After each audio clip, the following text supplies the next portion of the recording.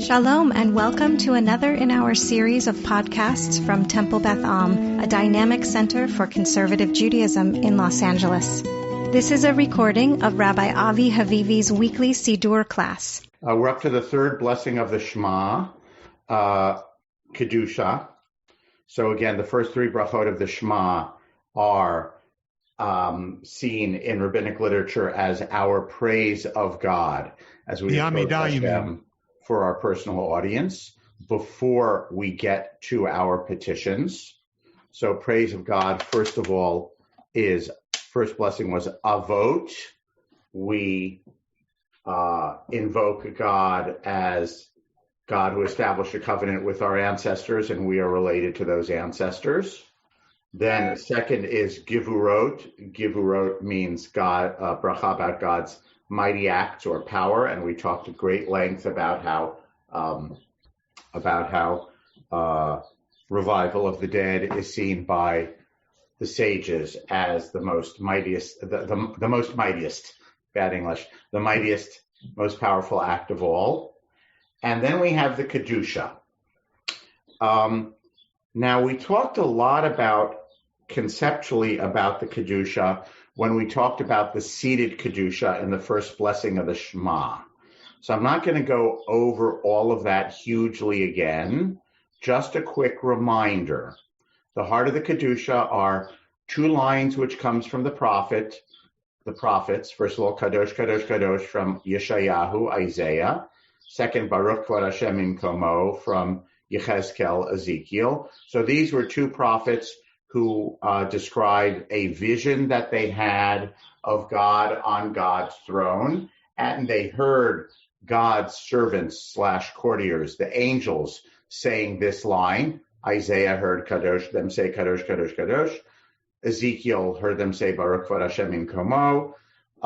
Jewish mystics for centuries thereafter sought to have meditative mystical experiences in which they could have visions of the divine realm, and what was seen as kind of the thing you were aspiring to is something like what Isaiah and Ezekiel saw.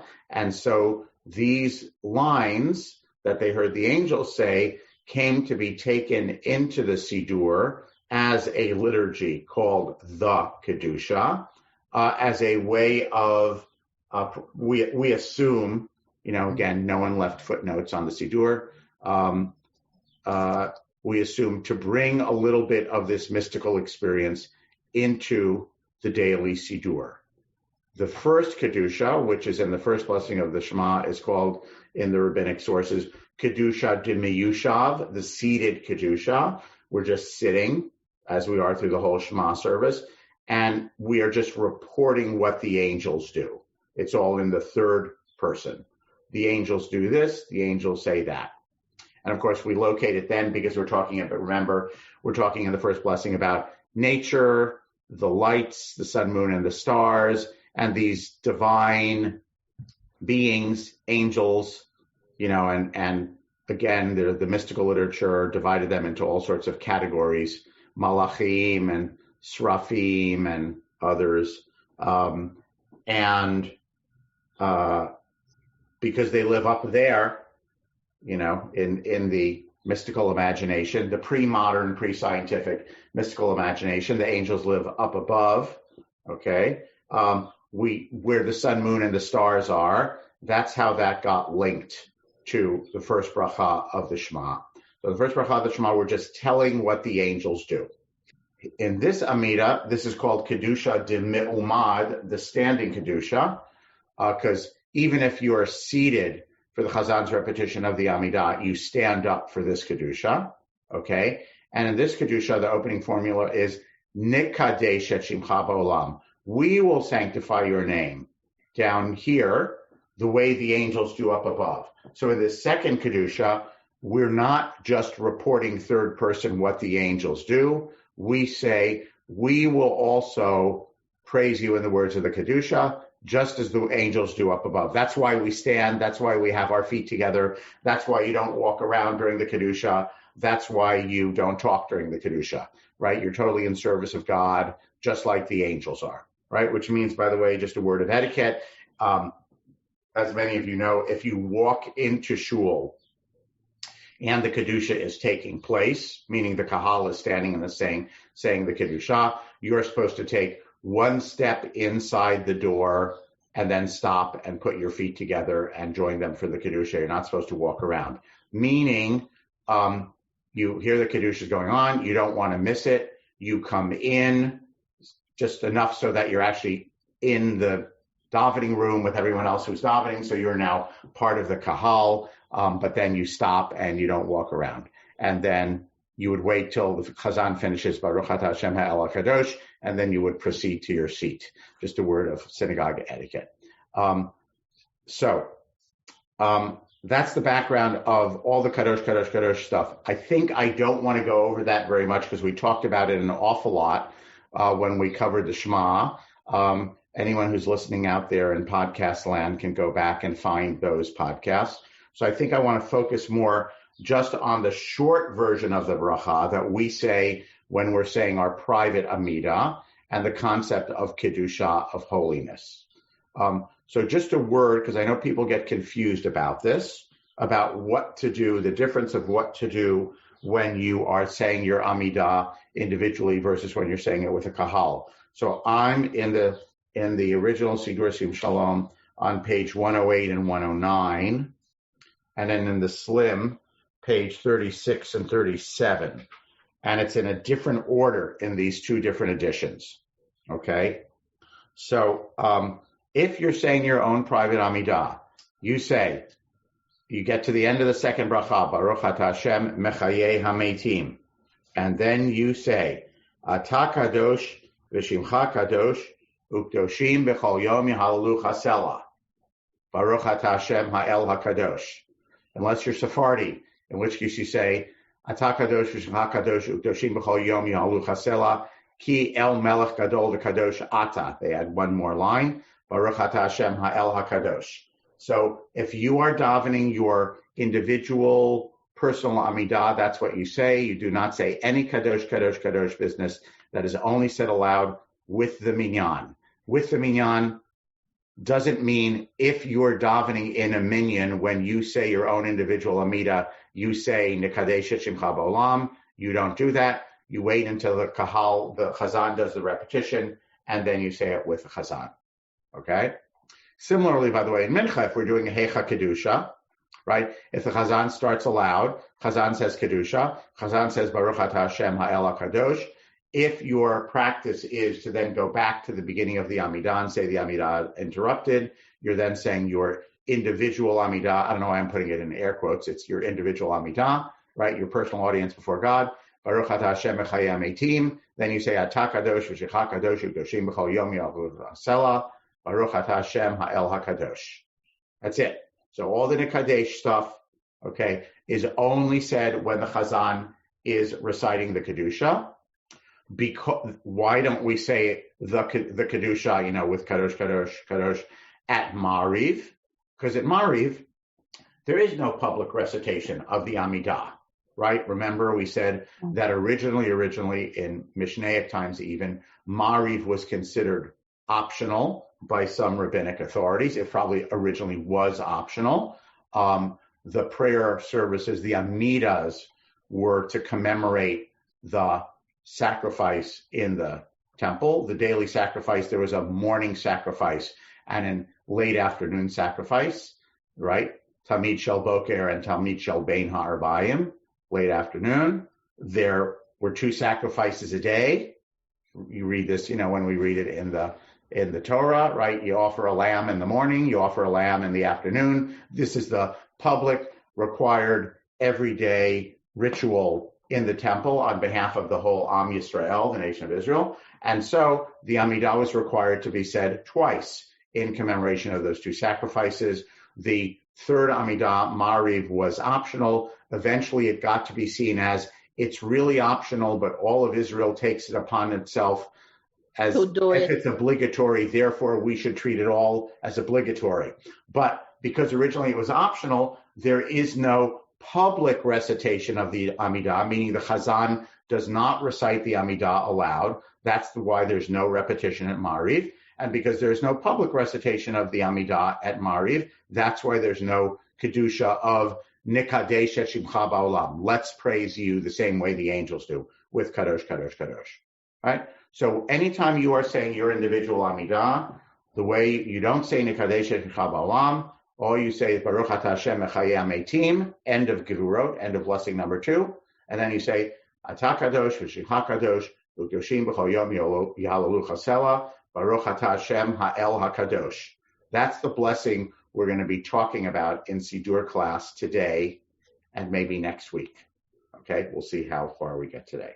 Okay, are there any questions about the practice of the recitation and when you say Kedushah and when you don't say Kedushah? Feel free to ask. Joanna. You just made a passing reference to, Hecha Kedushah, and you inserted if your practice is... Oh God, she's going to ask this. Go ahead. Okay. Okay. Right. So at least I remember this being ingrained. Go ahead. Yeah. Okay. I remember this being ingrained into me at Machane Ramah that if the Amidah is preceded by Ga'al Yisrael, there's absolutely supposed to be no break, and going back is considered a break. So in Shacharit, you should continue straight through after the Shaliach Tzibur, not go back to the beginning. If the Shaliach Tzibur starts aloud in Shacharit, right, you start aloud with the Shaliach Tzibur. You say Kedushah the way you always would with the Shaliach Tzibur. You finish Baruch Atah Hashem Ha'el HaKadosh, and then you continue with blessing number 4, and you do not go back to the beginning. Right. And all other Amidot that are not preceded by Ga'al Yisrael. And what are they, Joanna? Mincha, Mariv, and Musaf. Not Mariv, because there's no... Oh, not Mariv, because there's no repetition. Mincha and Musaf. Mincha and Musaf, right. Since the Amidah is not preceded by Ga'al Yisrael, what one should do is not join in with the Shaliach Tzibur for the beginning brachot and go back and recite. Except for what do you join in for? You say Amen. Right? You say Amen and you say Kedushah, and then you go back and you repeat the whole thing. I have had people since argue that with me, and I'm curious to understand that argument. Okay. I will try to answer as succinctly as possible. Number 1, you are correct that is the halachically traditional way and the halachically preferred, but that was wrong. Traditionally, halachically preferred way to do that, and that is because it is preferable. We have 2 halachic principles. One is if you say Ga'al Yisrael, you must not interrupt. You must start the Amidah immediately. It says that in the Talmud. Okay. And the other is you should say your Amidah uninterrupted. I'm going to frame it not halachically. Your individual audience before God should be uninterrupted and undisturbed. And Kedushah is considered an interruption. So in a service when we don't have Ga'al Yisrael, meaning Mincha or Musaf, you listen to the Chazan, you join in for the Kedushah, then after the Kedushah, the Chazan continues with their individual Amidah. You go back to the beginning and you have your own personal audience before God uninterrupted by the Kedushah. So that is the traditional halachic preferred way to do it. And if I was one of the factors that ingrained this into you in camp, Joanna, then I did my job. Okay. Now, however, there have been a number means 2 that I know of, probably more, rabbinic response are written about this in the conservative movement.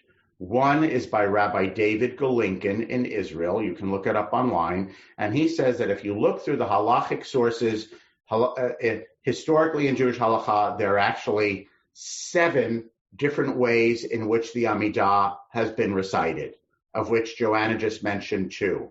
But You could say the entire Amidah from start to finish with the Chazan. You could listen to the Chazan all the way through, standing with your feet together, and just say Amen to each bracha. I just mentioned 2 more, and there are others. By the way, I daven once in a while at a Mizrahi minyan around the corner from me in someone's backyard shtibel. I can't call it shtibel because it's Moroccan, a Moroccan shtibel. For Musaf, there is no individual repetition. It's what we would call Hecha Kedushah, except after the Kedushah, the Chazan just continues reciting the Musaf, and everyone stands and recites it in an undertone with the Chazan all the way through. That's it. Okay? There is no quote-unquote individual, quote-unquote silent private Amidah in Musaf at all. So that's way number 5 out of 7. So Golinkin lists 7 of them, and he says, the way that halachically in the Ashkenazi world came to be accepted with this going back to the beginning, that's just one of the 7 ways. Don't get hung up on it and think it's the only correct way. Then more recently, in the last maybe 2 years, there's a new responsum in the conservative movement written by Jeremy Kalmanovsky of Anshe Chesed in New York, adopted by the Rabbinical Assembly Committee of Jewish Law and Standards, which is the halacha deciding organization for the conservative movement, which says, because of time, because of confusion, because of all sorts of factors that he lists, and because of halachic permissibility, as outlined by Golinkin, that we should no longer be going back and to the beginning and saying it individually on your own. That is what Rabbi Kalmanovsky says. I believe it was adopted as a majority opinion, which theoretically means the majority opinion in the conservative movement halachically is we shouldn't go back and do it on our own. However, all these decisions are not necessarily binding on the Mara Da'atra, so you should ask your local rabbi what the preferred method is in your shul. I think I understand Rabbi Kalmanovsky's tshuva. I personally am not happy with it, not on halachic grounds, right, but rather on aesthetic grounds of I want to have is it aesthetic? Spirit? I don't want to call it aesthetic. He argues for aesthetic. I'm arguing for spiritual. I want to have my personal audience before God uninterrupted. Okay? You have to have, as we talked about at some length, you must have kavanah for the entire first blessing. I can't have kavanah when everyone is singing lustily along with the chazan at the pace decided by the chazan. That's not kavanah for me. I'd say the same thing about the first line of the Shema, by the way. Okay? And so I don't want to give up my personal meditative time before God. I want to go back to the beginning and say it at my own pace. Okay. There you have it. So if all this whole discussion just confused some people more, then I'm sorry. Okay. Any questions about any of that? Yeah. By the way, and if you're confused what to do, then in your local community, just say, Rabbi, please tell me what our practice is here, and your rabbi will tell you which is the correct halachic approach. Ask your local rabbi. Larry. Thank you. Avi, two questions. One is, you mentioned about the reason that Mariv is different because of the sacrifices, not doing a sacrifice. Yeah. And this may not be the time to ask the question, so you can direct it for another time. But you know how on Shabbat and on the Chagim, we actually have a line in the Amidah referring to the sacrifice. Usually it's from the Torah. But it's from the Torah. Yes. And in fact, that's optional in some of the conservative Siddurim. Yes. Why don't we have a quotation from the Torah about the sacrifice as part of the daily Amidah for the sacrifice we would do for that service? That's one question. And the second question is, I don't think, unless I missed it, you've actually addressed the question, why do we have to do the Kedushah aloud together only in the Chazarat Hashatz? Why is it that we don't include the full Kedushah in our silent Amidah? So I don't think I'm going to answer question one. It's an interesting question.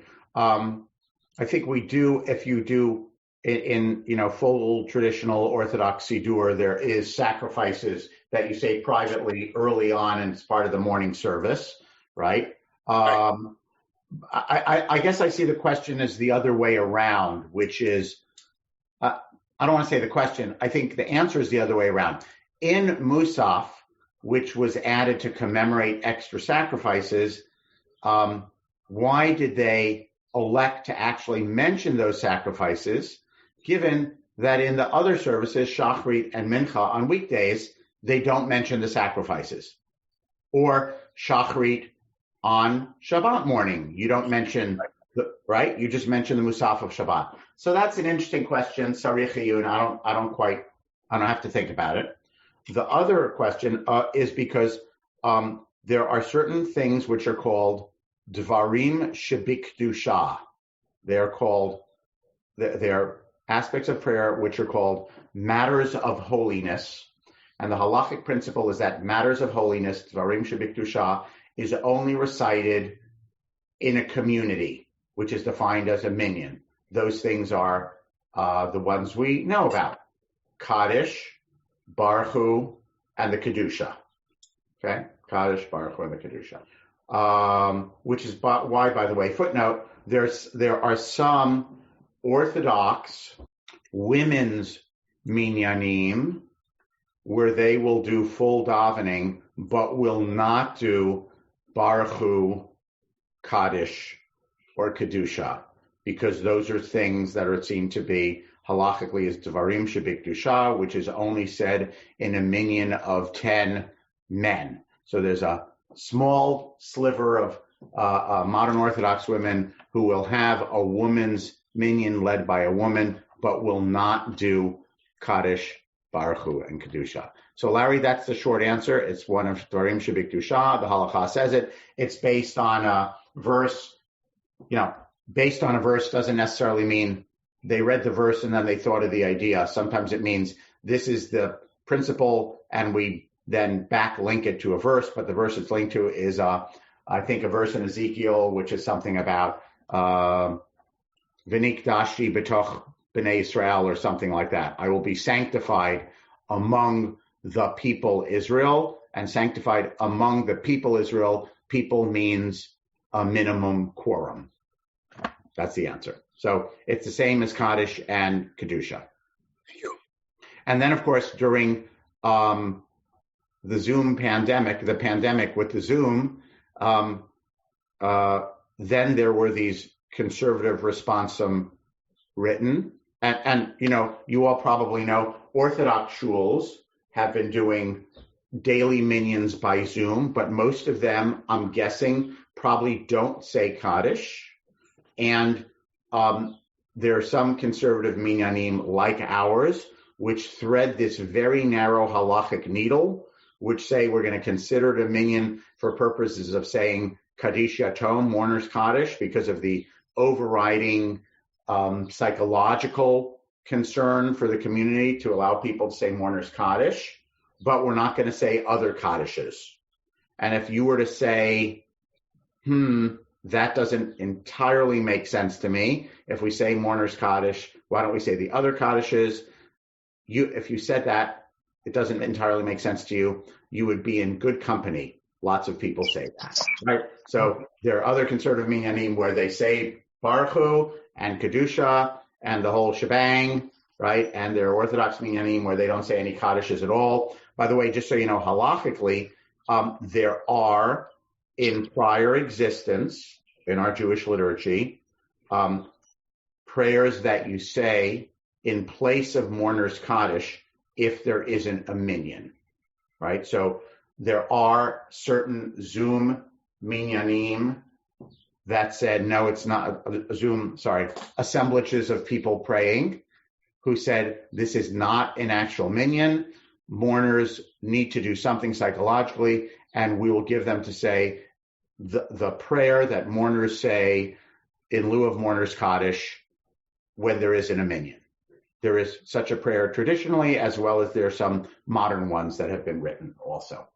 Okay, and the more traditional shuls, the more very traditional, very strict conservative shuls that didn't go along with the mourner's Kaddish thing, and the Orthodox shuls that had Zoom minions on weekdays, because they don't on Shabbat, but they do on weekdays, all publicized and sent around the prayer in lieu of mourner's Kaddish, right? To be recited when there is no minyan, because they did not consider their Zoom minyanim to be a halachic minyan, but they acknowledge the community's need and the individual mourner's need to have something to say in the mourners the place of mourner's Kaddish. So there are a couple of different versions, at least a couple that I've seen, of prayer in lieu of mourner's Kaddish when there is no minyan, which theoretically could also be said in regular shul when there's only 8 people. When there's only 8 adults constituting a minyan. Jonathan. Avi, can you repeat what's a hecha Kedushah? Hecha Kedushah. I always forget. What is the Yiddish word hoicha? Oh, hoicha means aloud. Is that it? Kedushah aloud. It means that the chazan, it basically means the chazan starts the Amidah aloud and says the first 3 brachot aloud through the Kedushah. That is what hoicha Kedushah means. Okay, and then you go back, and then you say the Kedushah with everyone, and then you go back and do it alone, right? Only in Mincha and Musaf, and only if you agree with Joanna's approach, which was ingrained into her by many years of camp, which is the traditional halachic way of doing it. But then what I said is there are other contemporary conservative rabbis who have said you don't have to do that. So the hecha just means it starts, the hazan starts. I think hoicha, I forget, I know I should know this. I think hoicha means aloud. So we're doing a hoicha Kedusha, even though we always do the Kedusha aloud, right? Right. But hoicha Kedusha means the chazan starts the Amidah aloud and goes through aloud through Kedusha. Whether the chazan does that in Shachrit, or whether the chazan does that in Musaf or in Mincha, it's all called a hoicha Kedusha. We say it as Hecha Kedushah. I don't know who we is, depending on whatever part of the Yiddish-speaking world your ancestors were from. I think Hoicha and Hecha are just alternative pronunciations of the same word. As opposed to you just doing it by yourself, you mean? As opposed to everyone starts the Amidah silently, right? The traditional preferred way is everyone says the Amidah silently to themselves, including the Chazan, when the vast majority of people have finished. You don't have to wait for everyone to be finished. If there's one extraordinarily slow davener, you don't have to wait for them, okay? And hold up the whole kahal. When everyone's finished, just about everyone's finished, they're saying their individual Amidah, then the Chazan goes back and starts the repetition. So that is the most traditional and halachically preferred way of doing the Amidah. Hoicha Kedusha. And that's what we do in Minyan here, right? We do different things. What we do is repetition. Correct. Beth, when we don't have Zoom, when it's in person, yes, we do full repetition. That's the traditional way of doing it. So that's not Hoicha Kedusha, right? And Hoicha Kedusha halachically is seen as a concession to needs of time. If you're rushed for time, you're pressed. It's Mincha, 10 people didn't show up. The stragglers came in. We're starting later than usual. We're worried we're going to run out of time.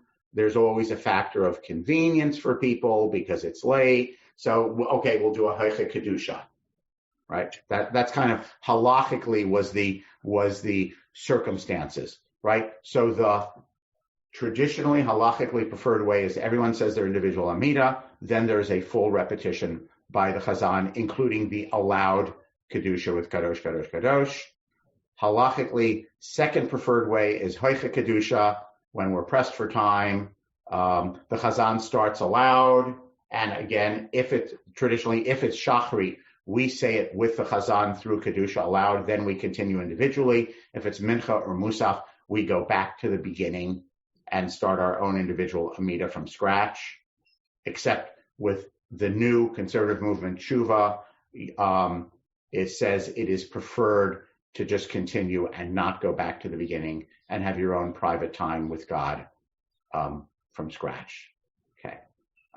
I'm very fond personally of Rabbi Kalmanovsky, but I want to say to him, you're taking away my personal time with the Kadosh Baruch Hu, and I don't like that.